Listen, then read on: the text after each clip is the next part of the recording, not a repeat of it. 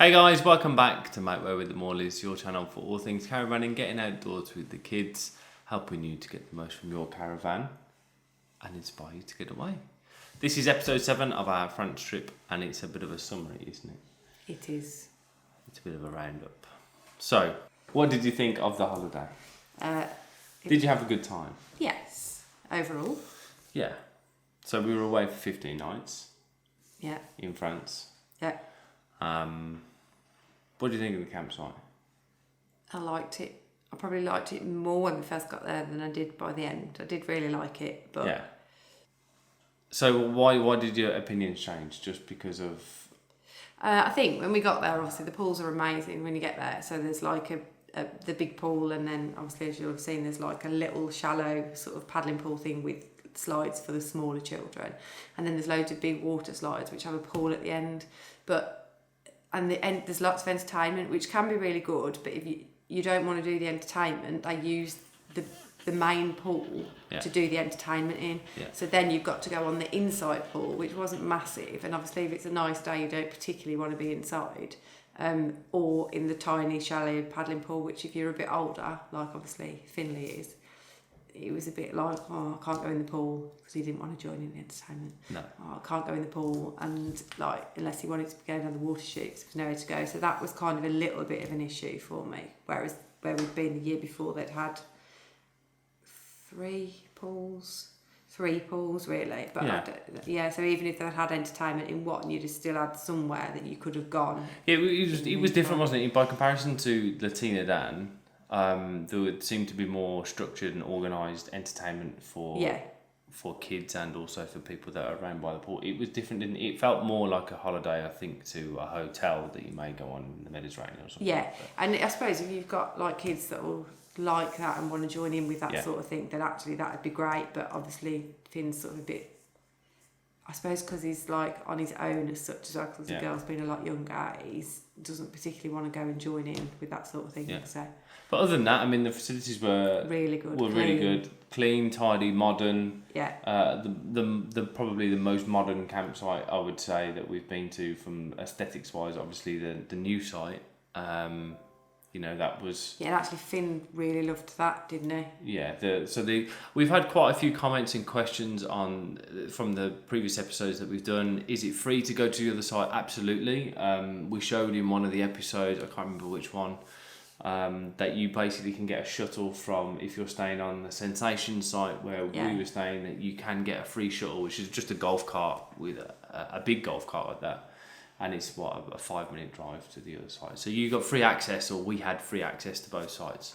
Yeah. Of the two sites, are you glad that we stayed on the one we did, or would you prefer to stay on the other one? I would have been happy with either, really. The newest site, which is called Nature Essence. Yeah, that site. The only thing with it is it's obviously it's very, very new, and it's sort of so where in France you usually get some sort of hedging or like around your pitch, and it feels a bit private. It was not, hadn't grown, so it was tiny little shrubs, so it sort of looked a little bit when you pulled up like a car park. The pitch size is quite flat, isn't it? Yeah. And the pitch sizes were quite big, but we felt that it needed to mature a little bit. Yeah. It was very similar to what it's like actually going to a site in this country, isn't it? Yeah. However, the pool and everything, there's no slides there, but actually the kids love just going down and collecting things off the bottom of the pool, and it was sort of they've got the pool that was like... It graded, isn't it? Yeah. So it gradually gets deeper. Yeah, which was made look like a beach, like so sort of sand as you go into the sea. And then like a massive long... 50-metre, wasn't it? 50-metre pool with bridges. And it's kind of spa set up as well, isn't it? So yeah, but that's adults only, isn't it? So adults only for the like water jets and stuff like that, and the little seats. Yeah, I mean the site only opened in July. Yeah. So we really liked it there, didn't we? Yeah, and the play area there, both play areas are really good for any other sites we've been to. In France, really, the play areas there were much better for really site. Little kids. But the play area that was directly opposite our pitch, where we stayed on Sensations, was great, wasn't it? Yeah. And I think is there anything else to say about the site? No, I don't. The shop isn't brilliant. No, as far as shops kind of go for campsites, it didn't really have that much to choose from. And no fresh food. No So fresh. if you find you wanted fruit or anything, then you're out of luck. Unless you went to the supermarket up the road.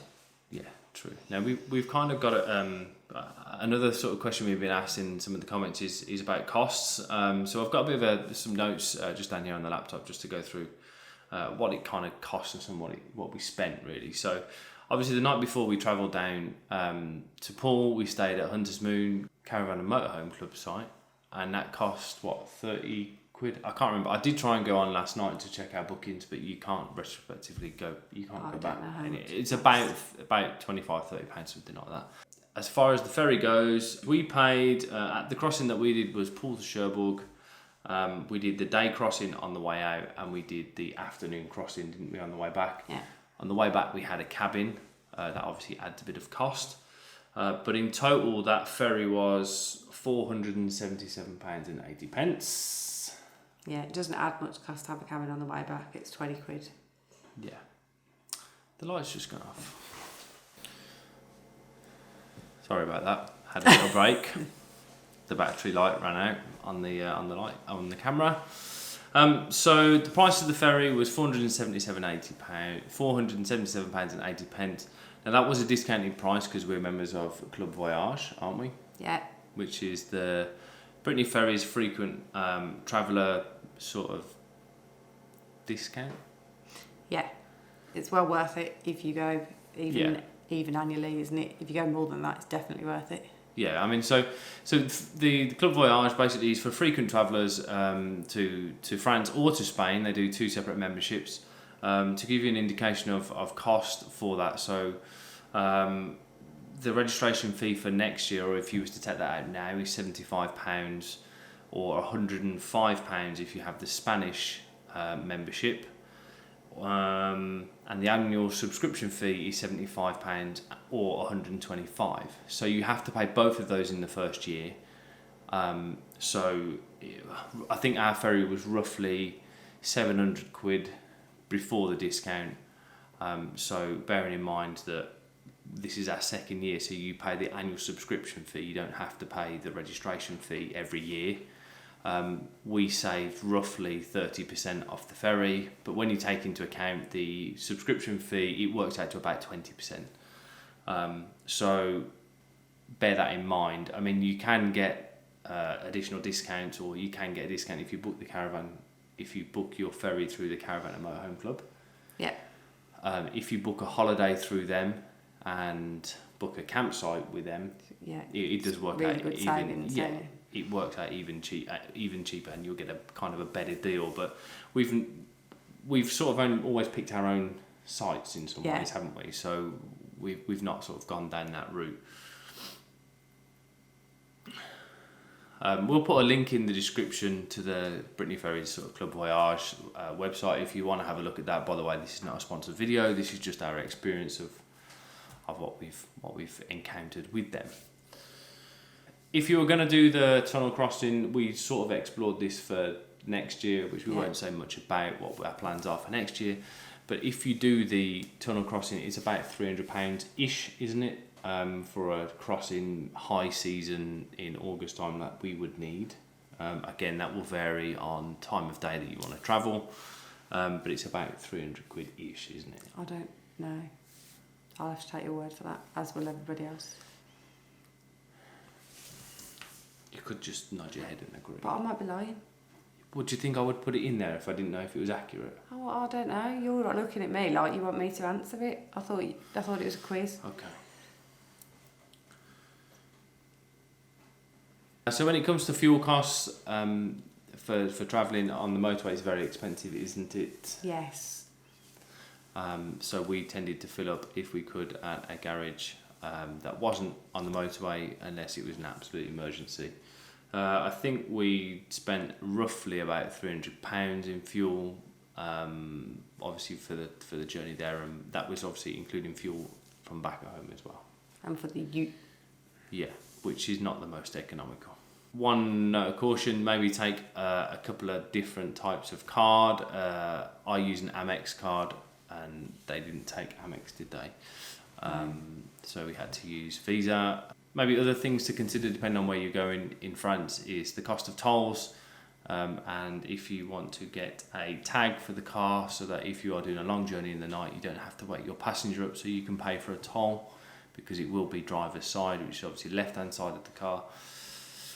We didn't really have any issues with tolls. We had a couple of tolls, didn't we? We had a couple. Yeah, we did. We didn't have issues there. No, but we weren't travelling through the night. But no. Other things to bear in mind, just check your insurance documents, both for the caravan and also for your car insurance, just to make sure that you are covered to travel abroad. Also for any breakdown cover as well that you may require.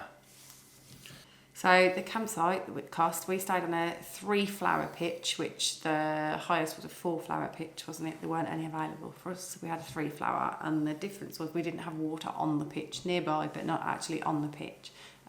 So it, for 15 nights, for 5 of us, obviously each person included, costs €1,084. Yep. So we paid that in 2 instalments. We did. So we paid a deposit of €284, and then the remaining balance of €795 was paid 30 days before our arrival. So it was really easy to do. There's you can just log into the Yellow Village website, which is who operates the site, and you can pay on your card through that means, or you can obviously do a bank transfer, but it was really easy and straightforward to do, wasn't it? That's different though, actually, isn't it? Because normally we pay the balance when we get there. Yeah. So actually that's different to other campsites we've stayed on. Yeah, each site and each operator may have different means of taking payment and their terms and conditions. So yeah, we did pay up front. It was easy to do though, wasn't it? Yeah, so it wasn't too much of a problem. I think you can sort of make smaller payments more frequently if you want to. You can log in at any time and pay a part of your balance that's remaining, from what I remember. But we left it to 30 days before and just paid the whole lot. Some other things that you can sort of hire. So Kate mentioned about the different styles or the different flower pitches, different ratings. So. All right. A 4-flower pitch is not only just that you've got an extra services, it may be that you have a barbecue, that you have table and chairs included in that, and also they're slightly bigger. So I think the biggest pitch was 130 square metres. We had 100, and that was more than big enough for what we needed, wasn't it? So other things you can hire barbecues by the night, you can hire a table and chairs, mountain bikes, fridges, those sorts of things, all for about €7 or €8 a night. If you want a bike for a week, it's I think €42 for an adult and €30 per week for kids' bikes. So if you didn't want to take those, or you didn't have the room or the payload to take those, you can hire them on site. Almost coming to the end now. Puy de Fou I think was a highlight for us, wasn't it? Yeah. That was not a cheap day out. It's about €125. I looked if for a family of 4 to go next year. There are dog kennels on site, so if you have got a dog, you can put them in the kennel for a fee. Kids under 5, you don't pay for Puy de Fou. Again, there's a link in the description below if you want to check out more information about Puy de Fou. But we had a great time there, didn't we? And we really enjoyed it, didn't we? One other piece of maybe useful information: the price of shopping in France, the food shopping, it's fairly expensive, isn't it?